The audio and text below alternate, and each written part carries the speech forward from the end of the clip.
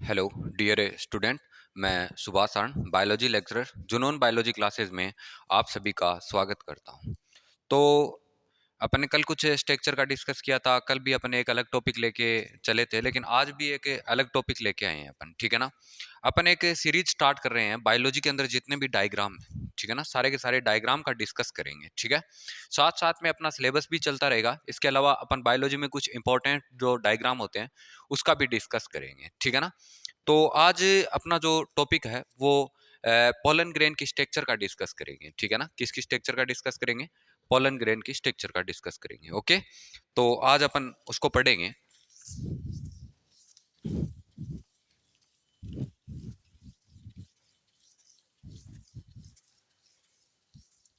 ठीक है, अपना कौन सा टॉपिक रहेगा? Structure of pollen grain. ठीक है, तो अपना टॉपिक रहेगा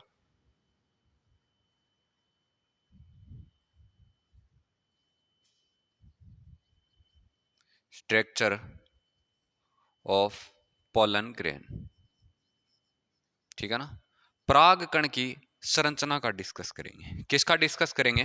पराग कण की संरचना का डिस्कस करेंगे। ओके, तो परागकण की संरचना के डिस्कस की अगर अपन बात करें तो मोस्टली परागकण अपन बात करें, थोड़ा सा इसका डायमीटर की देख लेते हैं कि इसका डायमीटर कैसा होता है। परागकण का डायमीटर होता है वो 20 से लेकर 25 माइक्रोमीटर तक होता है, ठीक है, इसका डायमीटर होता है।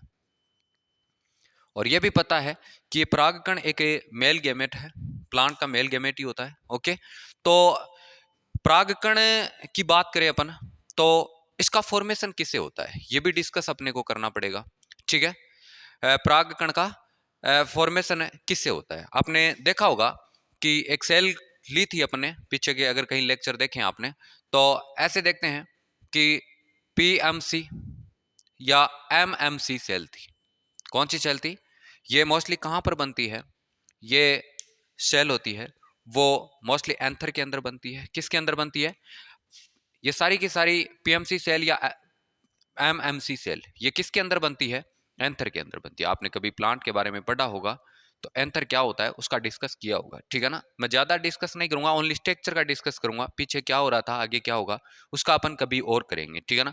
तो मोस्टली इसका जो फॉर्मेशन होता है वो पीएमसी सेल या एमएमसी सेल से होता है, ठीक है ना। या इसे पोलन मदर सेल्स बोलते हैं, पोलन मदर सेल।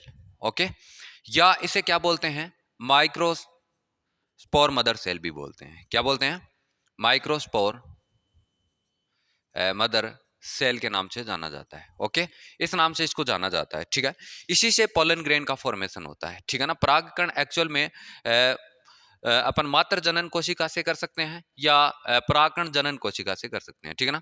तो पीएमसी या एमएमसी सेल से होता है, ठीक है। मान लो इधर की तरफ ये पीएमसी सेल है, ओके, ये पीएमसी सेल है, ठीक है।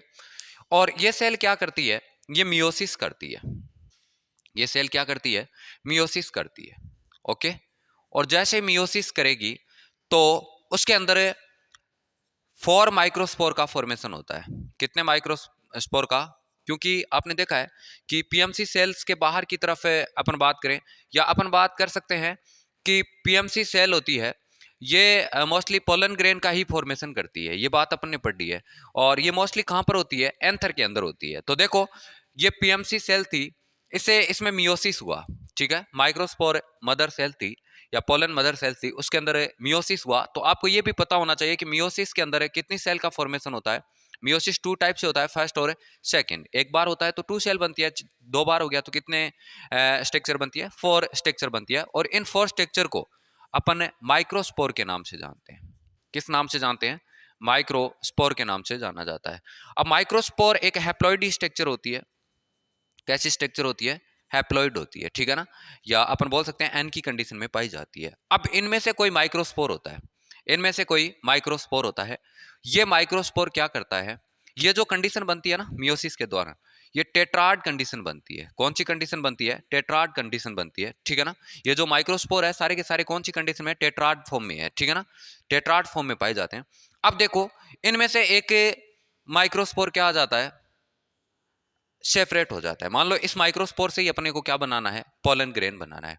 ये दो प्रकार से बनते हैं वैसे। पोलन ग्रेन के जो स्ट्रक्चर डेवलप होता है टू टाइप से होता है, एक एक्सटर्नल होता है, दूसरा इंटरनल होता है। ओके, एक्सटर्नल डेवलपमेंट में क्या क्या बनता है और इंटरनल में क्या क्या बनता है वो अपन डिस्कस करेंगे।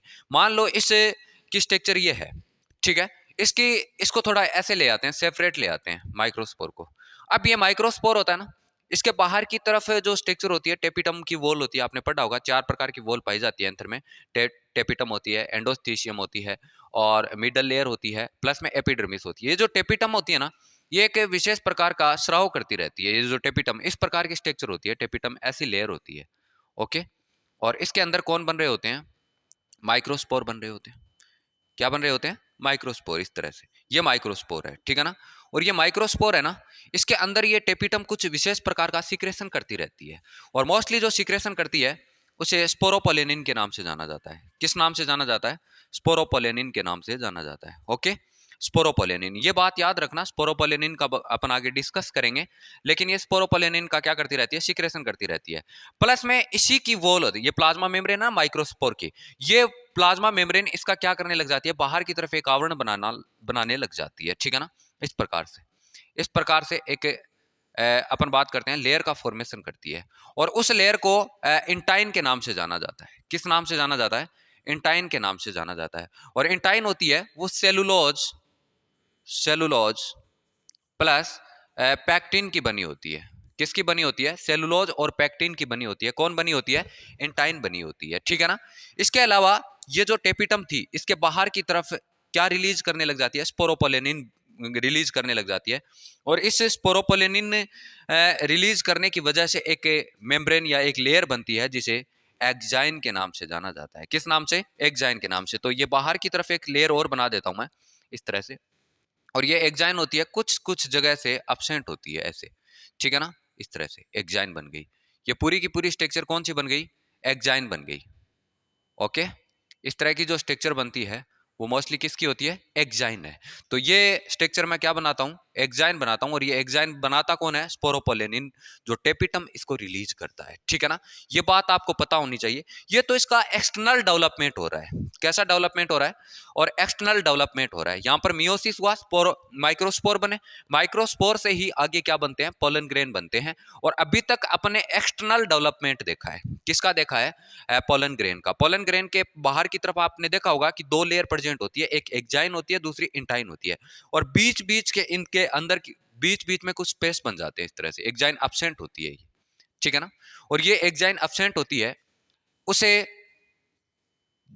जनरेटिव पोर के नाम से जाना जाता है, ठीक है, जनरेटिव पोर के नाम से जाना जाता है, ठीक है, जनरेटिव पोर बोलते हैं, या इसे जनन छिद्र के नाम से जानते हैं। हिंदी में इसे क्या बोलते हैं, जनन छिद्र, ठीक है, जनन छिद्र के नाम से जाना जाता है। इतना फॉर्मेट हो गया, इसका एक्सटर्नल डेवलपमेंट हो चुका है। किसका हो गया, पोलन ग्रेन का। कैसा डेवलपमेंट हुआ, एक्सटर्नल डेवलपमेंट हो चुका है। अब अपन बात करेंगे इंटरनल डेवलपमेंट की, ठीक है ना। तो इसको इतना डिलीट कर रहा हूं मैं, यहां पर एक्सटर्नल डेवलपमेंट हुआ, ठीक है। ऐसा देखा अपन ने, मोस्टली अपने ऐसा ही पढ़ा है कि इधर की तरफ माइक्रोस्पोर थे, ठीक है, 4 माइक्रोस्पोर बने।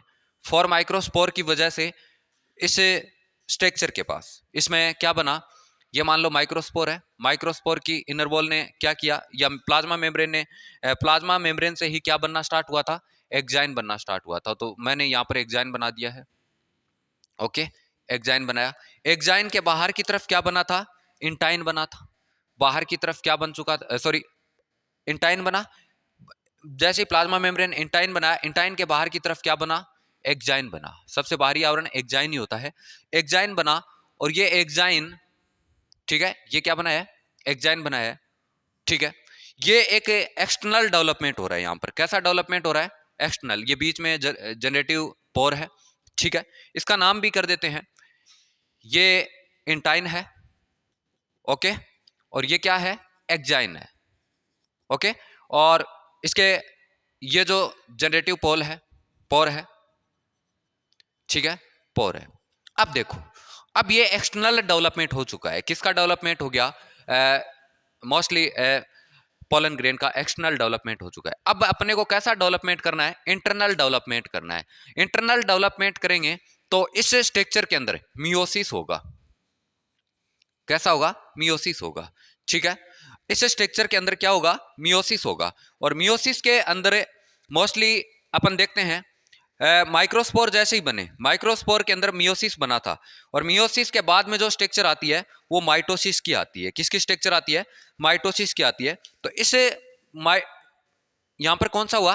अभी अपन कुछ नहीं लिख सकते। यहां पर ये जो स्ट्रक्चर बनी थी वो मियोसिस के दौरान बनी थी। अब इसके अंदर माइटोसिस होगा। अब कौन सा होगा? माइटोसिस होगा। माइटोसिस होने से पहले ये जो स्ट्रक्चर बनी है इसके अंदर वैक्यूल का फॉर्मेशन होना स्टार्ट हो जाएगा। मैं यहां पर बना रहा हूं, यहां पर एक एक्साइन बना रहा हूं और दूसरी क्या बना रहा हूं? इंटाइन। और इसके बीच में इसका न्यूक्लियस आई। इसके अलावा इसके अंदर कुछ वैक्यूल फॉर्मेट होने लग जाती है इस तरह से। ठीक है, और जैसे वैक्यूल फॉर्मेट होगी तो ये वैक्यूल आगे चलकर फ्यूज होना स्टार्ट हो जाती है। और जैसे फ्यूज होगी तो ये मान लो एंटाइन है, ये एक्साइन है। ओके, इसके अंदर वैक्यूल बनी थी लेकिन वैक्यूल फ्यूज हो चुकी है। और साथ में इसके अंदर एक प्रोसेस और होती है, माइटोसिस। क्या हो जाता है? माइटोसिस। माइटोसिस में दो सेल का निर्माण होता है। एक छोटी सेल बनती है और एक सेल क्या बन जाती है? बड़ी सेल बन जाती है। जिसमें बड़ी सेल बनती है उसे वेजिटेटिव सेल के नाम से जाना जाता है, वेजिटेटिव सेल के नाम से। जबकि स्मॉल सेल बनी है उसे अपन बोल सकते हैं, उसे अपन किस नाम से जान सकते हैं? एक तो वेजिटेटिव सेल बनी और दूसरी सेल होती है उसे जनरेटिव सेल के नाम से जाना जाता है। किस नाम से? जनरेटिव सेल के नाम से। ठीक है ना, माइटोसिस हुआ। अब ये प्रॉपर रूप से क्या बन गया? एक वेल डेवलप अपन बात कर सकते हैं पोलन ग्रेन बन गया। अब इसका पूरा स्ट्रक्चर बनाने की कोशिश करते हैं। ये तो इसकी प्रोसेसिंग होती है, अब एक्चुअल में इसकी स्ट्रक्चर कैसी होती है वो जानने की कोशिश करते हैं। ठीक है ना, तो मैं इधर की तरफ इस स्ट्रक्चर को अच्छे से एनालिसिस करवाने की कोशिश करूंगा। अच्छे से एक बड़ा सा डायग्राम बनाएंगे, उसमें सारा का सारा शो कर देंगे। ठीक है, तो सबसे पहले मैं क्या कर रहा हूं, यहां पर माइक्रोस्पोर को बना रहा हूं। अपने सबसे पहले क्या बनाया था? माइक्रोस्पोर ही बनाया था इस तरह से। ये क्या है? माइक्रोस्पोर। माइक्रोस्पोर की कुछ प्लाज्मा मेम्ब्रेन होती है, बाहर की तरफ एक आवरण बनाना स्टार्ट करती है। ओके, बाहर की तरफ क्या बनाना स्टार्ट करती है? एक आवरण बनाना स्टार्ट करती है इस तरह से। और इस तरह से क्या बना देती है? एक आवरण बना देती है। ओके, इस तरह से क्या बनाती है?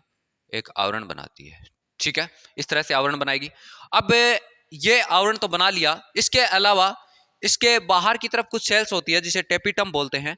टेपिटम भी बाहर की तरफ क्या बनाना स्टार्ट करती है? एक और आवरण बनाना स्टार्ट करती है, एक और एनवलप बनाना स्टार्ट करती है। ठीक है ना, इस तरह का है। ओके, और कुछ कुछ जगह ये एब्सेंट भी है, इसको भी अपन शो करेंगे। ये एक एनवलप है। ठीक है, इस तरह से, इस तरह से मैंने क्या बनाया? एनवलप बनाया। ओके, इधर भी मैं बना देता हूं, इधर भी बन चुका है, यहां पर भी मैं बना देता हूं। ठीक है, यहां पर भी बना देता हूं इस तरह से। ओके, अब बीच बीच के अंदर ये एब्सेंट होती है। मान लो यहां पर ये एब्सेंट है, यहां पर क्या है? एब्सेंट है। ओके, यहां पर भी ये क्या पाई जाती है? एब्सेंट पाई जाती है इस तरह से। और ये यहां पर भी एब्सेंट है। ठीक है ना, तीन जगह से ये क्या है? एब्सेंट है। बाकी सब जगह ये क्या है? प्रेजेंट है। ओके, यहां पर मैं तीन जगह से ये एब्सेंट को बनाया, बाकी सब जगह क्या है? प्रेजेंट है। ओके, ये तो सारा अपन ने पढ़ा था, एक्सटर्नल डेवलपमेंट पढ़ा था। इसके अलावा इसके अंदर की तरफ भी डिवीजन होता है। अंदर की तरफ डिवीजन होता है, एक बड़ी सेल है और इसके अंदर की तरफ एक छोटी सेल बन जाती है इस तरह से। क्या बन जाती है? एक छोटी सेल बन जाती है। ठीक है, ये इस प्रकार की स्ट्रक्चर होती है। ये बड़ी सेल है, इसके अंदर की तरफ क्या बन जाती है? एक छोटी सेल बन जाती है। ठीक है, अब अपन इसका डिस्कस करते हैं। ये इसकी प्लाज्मा मेम्ब्रेन है। माइक्रोस्पोर की क्या है? प्लाज्मा मेम्ब्रेन है, प्लाज्मा मेम्ब्रेन। ओके, इसके बाहर की तरफ कौन उपस्थित है? कौन प्रेजेंट है? इंटाइन है। तो इसको अपन क्या नाम दे? इंटाइन नाम दे देते हैं। इसको क्या नाम दे देते हैं? इंटाइन नाम दे देते हैं। ठीक है ना, इसको इंटाइन नाम दे दिया जाता है। इंटाइन के बाहर की तरफ कौन प्रेजेंट है? एक्साइन प्रेजेंट है। तो इसका मैं नाम क्या दे देता हूं? एक्साइन नाम दे देता हूं। ओके, इसके अंदर दो सेल फॉर्मेट हो गई है। सबसे बड़ी सेल होती है, उस सेल को वेजिटेटिव सेल के नाम से जाना जाता है, वेजिटेटिव सेल। ओके, और ये अंदर की तरफ एक छोटी सेल बनी है, छोटी सेल बनी है। इस सेल को मैं जनरेटिव सेल के नाम से जाना जाता है, जनरेटिव सेल। ओके, इतनी सेल मैंने बना दी। ठीक है, ये इसका न्यूक्लियस है वेजिटेटिव सेल का, इसके अंदर भी इसका न्यूक्लियस होगा, जनरेटिव न्यूक्लियस। ठीक है, दो प्रकार के न्यूक्लियस है। ठीक है, और ये जो इंटाइन होती है ना, अपने बनाया है। देखो, इस पोलन ग्रेन के स्ट्रक्चर को डिस्कस किया है। ये दो बाहरी स्ट्रक्चर से फॉर्मेट होता है। एक सबसे बाहर की तरफ होती है, उसे तो क्या बोलते हैं, एक्जाइन। और जो ये एक्जाइन होता है ना, ये एक विशेष प्रकार का पदार्थ से मिलकर बनी होती है, जिसे स्पोरोपोलेनिन के नाम से जाना जाता है। स्पोरोपोलेनिन, ठीक है ना। और ये स्पोरोपोलेनिन होता है, वो कोई भी मीडियम मिल जाए उसको, कोई कैसी भी नेचर मिल जाए, उसके प्रति ये क्या रहता है, रेजिस्टेंस रहता है, या अपन उस ये नष्ट नहीं हो पाता। ठीक है ना, उसको चाहे एसिडिक मीडियम मिलो, चाहे कितनी हीट मिलो, चाहे कितनी ठंड मिलो, कुछ भी मिलो, ये नष्ट नहीं होता। ठीक है ना, इसी वजह से तो पोलन ग्रेन होते हैं वो कुछ टाइम तक संरक्षित रह पाते हैं। ठीक है ना, तो ये एक्जाइन होती है, किसकी बनी होती है, स्पोरोपोलेनिन की बनी होती है। जबकि इंटाइन का डिस्कस करें ना, इंटाइन होती है वो सेलुलोज सेलुलोज प्लस पैक्टिन की बनी होती है। किसकी बनी होती है, सेलुलोज और पैक्टिन की बनी होती है। और ये क्या फंक्शन करती है, इसका एक फंक्शन होता है पोलन ट्यूब का फॉर्मेशन करना।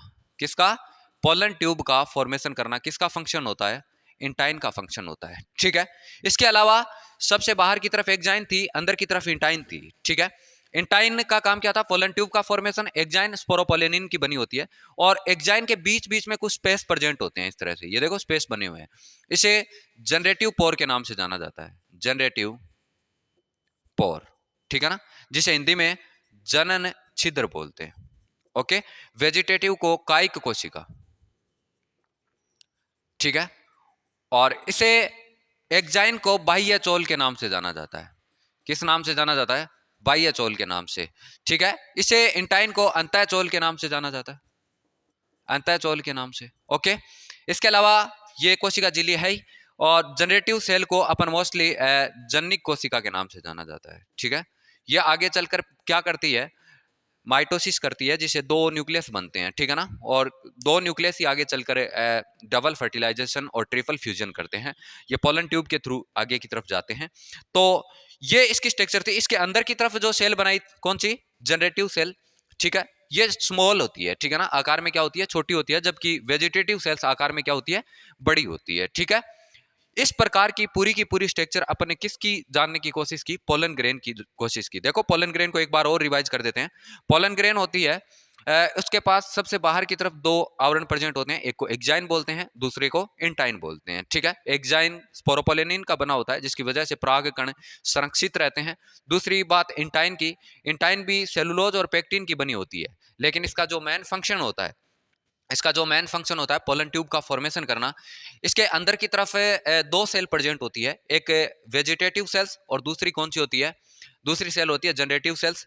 जनरेटिव सेल्स आगे माइटोसिस करती है, टू न्यूक्लियस का फॉर्मेशन करती है, जबकि वेजिटेटिव सेल्स पोलन ट्यूब का अपन बोल सकते हैं वेजिटेटिव सेल्स है, ये आकार में बड़ी होती है, उसमें साइटोप्लाज्म अधिक होता है। ठीक है ना, इस प्रकार से ये स्ट्रक्चर होती है, किसकी होती है, पोलन ग्रेन की। तो आज अपन ने कौन सी स्ट्रक्चर को जानने की कोशिश की, पोलन ग्रेन की स्ट्रक्चर को जानने की कोशिश की। इसे इसका फॉर्मेशन कैसे होता है, ये आगे चलकर क्या करता है, इसका अपन कभी और डिस्कस करेंगे। लेकिन आज अपने पोलन ग्रेन की स्ट्रक्चर को जानने की कोशिश की है। किसकी स्ट्रक्चर को जानने की कोशिश की है, पोलन ग्रेन की। ठीक है, पोलन ग्रेन के पास एक्जाइन, इंटाइन, इसके अलावा इनके बीच में एक्जाइन होता है, कुछ जगह एब्सेंट होता है, उसे जनरेटिव पोर के नाम से जानते हैं, जनन छिद्र के नाम से जानते हैं। जहां से ये मोस्टली जो जनरेटिव सेल्स होते हैं उसमें माइटोसिस हुआ और दो न्यूक्लियस बने थे, वो आगे की तरफ निकल पाते हैं। ठीक है ना, इंटाइन पोलन ट्यूब का फॉर्मेशन करती है। और इस प्रकार से आज अपन ने किसकी स्ट्रक्चर को जानने की कोशिश की, पोलन ग्रेन की स्ट्रक्चर को जानने की कोशिश की, अच्छे से एनालिसिस किया। उम्मीद करता हूँ ये लेक्चर आपको समझ में आया होगा। अकेला पोलन ग्रेन्स का जो टॉपिक है, ये आपको देखना है। अगर किसी को पोलन ग्रेन्स समझ में नहीं आ रहा कि पोलन ग्रेन्स क्या होते हैं, एक्चुअल में इसकी स्ट्रक्चर क्या होती है, तो आप देख सकते हो। Thank you.